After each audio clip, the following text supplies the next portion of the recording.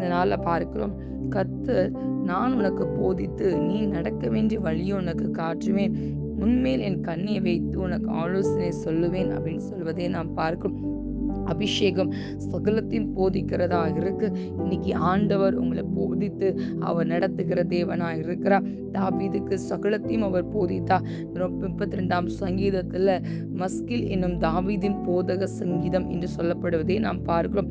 இந்த சங்கீதத்துல ஒவ்வொன்றும் போதிக்கிற சங்கீதமாய் காணப்படுவதை நாம் பார்க்க முடியும். இன்னைக்கு ஆண்டுடைய பிள்ளையா இருக்கிற நம்மளை எந்த வழியில நீ போகணும், எந்த வழியில் நீ இருக்கணும், எந்த வழியில் நீ கடந்து போகணும்னு சொல்லி அவர் போதிக்கிற ஆண்டவராக இருக்கிறார். இன்னைக்கு நீங்க போகிற வழிகள் இரு வழிகள் இருக்கலாம். ஆனா எது நல்ல வழி எது கெட்ட வழின்னு சொல்லி கொடுப்பதற்காக அவர் கடந்து வருகிறவராக இருக்கிறார். ஆனா நம்ம செய்ய வேண்டிய ஒரு காரியம் என்ன அப்படின்னா, நம்ம ஜெபிக்கிறவர்களாக இருக்கணும், வேதத்தை வாசிக்கிறவர்களாக இருக்கணும்.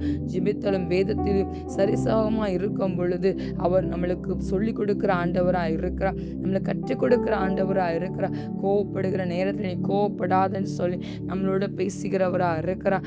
நம்மளோட காரியங்கள் எல்லாவற்றையும் அவர் அறிந்திருக்கிறவராக இருந்து நம்மளோட தேவைகள் எல்லாவற்றையும் அறிந்து புரிந்து அவர் நம்மளோட வாழ்க்கையில நடத்துகிறவராக இருக்கிறார். இன்னைக்கு நம்ம இருதயத்தை, ஏசப்பா நீங்க எனக்கு போதித்து என்ன நடத்தீங்க ஏசப்பான்னு சொல்லி நாமே ஒப்பு கொடுக்கலாமா?